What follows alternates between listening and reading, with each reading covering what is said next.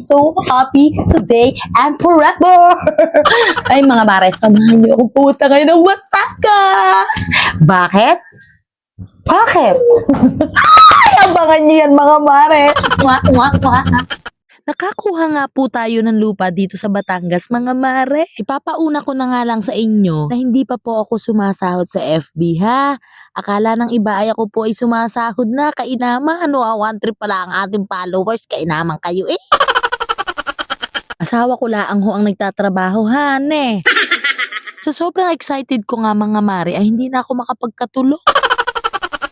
Hindi pa nga na-turn over sa amin ang lupa kung ano-ano na ang mga ino-order ko. Doon sa napili naming lupa mga mare ay walang tubig at kuryente po doon at kalalayo ng mga kapitbahay. Marirelax ka talaga kapag nagstay ka doon. Umorder na nga ako ng mga CCTV at ilaw para feeling ko'y safe na safe ako. Ahay!